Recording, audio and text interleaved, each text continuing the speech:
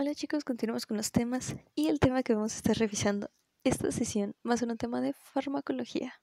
Vamos a revisar el ácido acetil salicílico, mejor conocido como aspirina. Vamos a comenzar revisando un poco el mecanismo de acción y recordemos por mecanismo de acción cómo actúa el fármaco como tal en el cuerpo, en el organismo. Y vamos a tener, para empezar, que la aspirina o el ácido acetil salicílico va a ser un analgésico y un antipirético. ¿Qué quiere decir? Que va a aliviar el dolor y que va a combatir sobre todo la fiebre. Nos dice que inhibe la síntesis de prostaglandinas. Recordemos que las prostaglandinas van a ser las encargadas como tal del dolor, impidiendo la estimulación de los receptores del dolor, y que va a tener un efecto antiagregante plaquetario. ¿Qué quiere decir? Muchas personas creen que la aspirina es un anticoagulante, pero la verdad es que no. Hay que hacer mucho énfasis en que es un antiagregante plaquetario. ¿Qué quiere decir? Que ya no va a ser o va a impedir sobre todo que se sigan agregando plaquetas a algún trombo, a algún coágulo, a algo que ya está, pero anticoagulante como tal, no. Antiagregante plaquetario. Vamos a revisar un poco las indicaciones terapéuticas, es decir, aquellas situaciones en las que está indicada la administración de la aspirina. Y para empezar tenemos el tratamiento sintomático del dolor, ya sea dolor de cabeza, dolor dental, dolor menstrual, dolor muscular o lumbalgia. ¿Cuál es la lumbalgia? Propiamente el dolor de espalda baja. Vamos a tener también como indicación la fiebre. ¿Por qué? Porque ya habíamos dicho que es antipirético, va a combatir la fiebre, es decir, va a bajar la temperatura del cuerpo. Va a estar también indicada en el tratamiento de la inflamación no reumática, es decir, también va a actuar como un antiinflamatorio. Y también, ya por último, va a estar indicada en el tratamiento de artritis reumatoide, artritis juvenil, osteoartritis y fiebre reumática. Vamos a revisar de forma breve la posología. Y por posología hablamos de aquellas dosis, ¿no? Entonces vamos a comenzar sobre todo con la vía oral. Y la vía oral, sobre todo, se utiliza para el dolor, como ya habíamos dicho, dolor de cabeza, dolor dental, dolor menstrual, muscular, lumbalgia, etc. O para fiebre también, que también es cuando se toman una pastillita de aspirina. Y en adultos y adolescentes mayores de 16 años va a estar indicado una dosis, un gramaje de 500 miligramos cada 4 o 6 horas máximo. O sea, máximo, lo que te puedes tomar de aspirina al día son 4 gramos. Y también podemos tomar aspirina con, digamos, con un deseo de que tenga un efecto antiinflamatorio. ¿Y cuál va a ser la dosis? Normalmente es una dosis de 4 gramos al día en 4 tomas. ¿Qué quiere decir? Si tenemos 4 gramos que debemos consumir al día y estamos diciendo que son 4 tomas, bueno, entonces serían 4 tomas de 1 gramo cada una. Pero como ya son 4 gramos, esa va a ser la dosis máxima. Nosotros ya no podemos aumentar la dosis. ¿Por qué? Porque va a empezar con efectos tóxicos.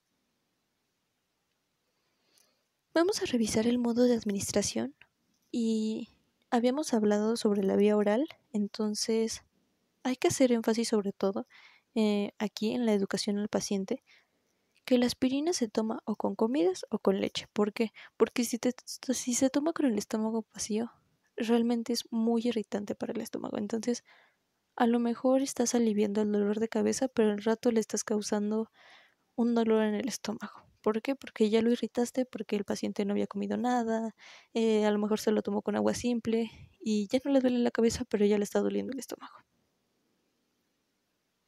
Vamos a revisar las contraindicaciones, es decir, aquellas situaciones en las que no se debe de administrar la aspirina, y tenemos varias. Por decir algunas, tenemos la úlcera gastroduodenal, ya sea aguda o crónica, es decir, si ya habíamos dicho que podemos irritar el estómago con la aspirina, imaginemos si ya de por sí tenemos una úlcera. Todavía irritarlo más puede ser que a lo mejor la úlcera se agrave. También va a estar contraindicado en antecedentes de hemorragia o perforación gástrica. ¿Por qué? Porque si ya tenemos antecedentes de sangrados muy fuertes, a lo mejor difíciles de controlar, es decir, una hemorragia, y estamos diciendo que es un antiagregante plaquetario, recordemos que las plaquetas tienen como una de las funciones principales hacer ese coágulo, ese tapón plaquetario. ¿Y por qué? Bueno, como mecanismo de defensa para que el cuerpo no pierda demasiada sangre. Entonces, si somos susceptibles a tener una hemorragia y digamos difícil de controlar, y estamos tomando un medicamento que no permite como tal de manera natural que las plaquetas tengan esa función de agregarse, de formar un tapón plaquetario para que no perdamos suficiente sangre, va a ser terrible, ¿no? Entonces la hemorragia puede ser realmente difícil de controlar y puede llegar hasta un shock hipovolémico, ¿no? Y la persona puede morir. Entonces, no, está contraindicado. También hipersensibilidad a salicilatos o como tal a la sustancia. Y por hipersensibilidad recordemos que quiere decir alergia. También va a estar súper contraindicado en menores de 16 años. Ya habíamos dicho que en adolescentes mayores de 16 años y adultos, sí, pero no debemos exceder los 4 gramos al día. Y la dosis va a depender sobre todo de la talla, del peso, a lo mejor del efecto que queramos desear. O sea, no va a ser lo mismo una dosis que te tomes para el dolor de cabeza, a lo mejor para quizá obtener un efecto antiinflamatorio o antipirético, es decir, para bajar fiebre, que algún otro, ¿no? Incluso el de antiagregante plaquetario, que se receta sobre todo a las personas mayores que ya han tenido algún problema médico a causa de algún coágulo. Pero en menores de 16 años no lo podemos administrar. ¿Por qué? Porque tenemos un riesgo elevado de causarles síndrome de Rey. Y a grandes rasgos, este va a ser el síndrome de Rey. ¿Y qué va a ser? Bueno, es conocido como una afección grave y poco común que va a provocar confusión, inflamación en el cerebro y daño hepático. Entonces, si estás pensando en darle aspirina a ese niño porque le duele el estómago, le duele la muela, le duele la cabeza, no, porque al rato quizás sí le aliviaste el dolor de cabeza, pero después le va a volver porque ya le inflamaste el cerebro, le vas a causar confusión y sobre todo le vas a dañar el hígado. Entonces, no, recordemos que a los pequeñitos normalmente se les da paracetamol, pero tienen que ir con el pediatra porque eso se calcula sobre todo por el peso del niño. Vamos a revisar las advertencias y precauciones, es decir, aquellas situaciones en las que tienes que poner mayor atención al momento de administrar el fármaco, ¿no? Porque pudiera causar por ahí una situación. Y bueno, primero, la ingesta habitual de alcohol. Si nosotros bebemos realmente habitualmente alcohol, es decir, si bebemos a lo mejor 3, 4 veces a la semana o incluso 1 o 2 veces igual a la semana, pero es un consumo realmente habitual, tenemos riesgo de alguna hemorragia gástrica. También tenemos que tener cuidado con la hipertensión arterial, con la insuficiencia renal y con no tomar antes, aunque sea una semana, después de una extracción dental o cirugía. ¿Por qué? Porque pasa lo mismo con lo que decíamos de las hemorragias. Entonces, si tú tienes algún problema de sangrado o de hemorragia a causa de la extracción dental o de cirugía, ¿qué va a ser la aspirina, que es antiagregante plaquetario, perdón? Bueno, que no va a permitir que se forme ese tapón, ese coágulo, y entonces vas a perder demasiada sangre. Ya habíamos visto que no la podemos utilizar en niños y adolescentes menores de 16 años.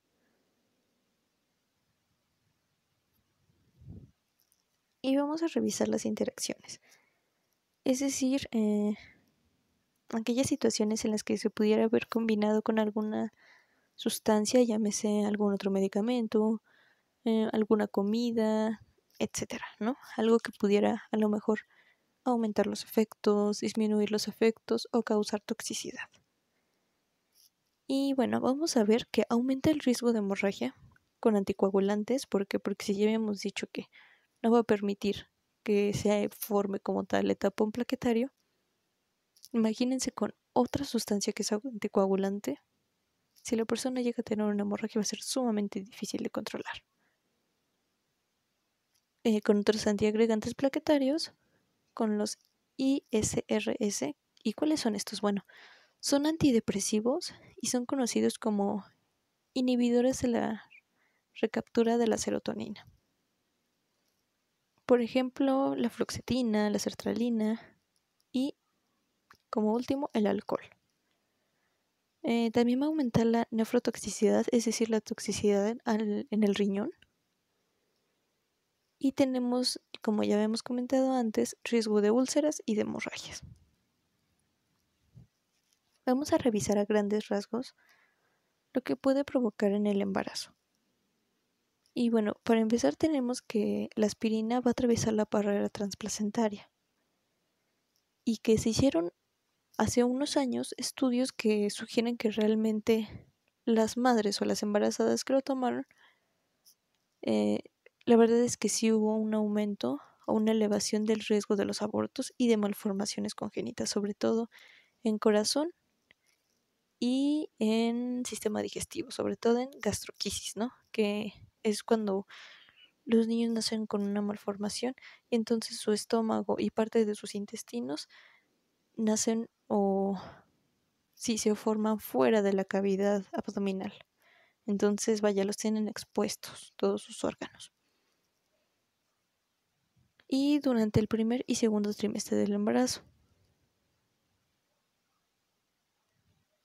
Y vemos que de por sí ya está contraindicada en el embarazo, pero hay algunas veces en las que se administra sobre todo considerando el riesgo-beneficio, ¿no? Pero eso sí va a estar súper contraindicado en el tercer trimestre del embarazo, es decir, en los últimos 3 meses. ¿Por qué? Bueno, porque esos estudios también indicaron que puede prolongar el parto y contribuir al sangrado maternal o neonatal. Entonces, era más fácil que hubiera una muerte materna o infantil.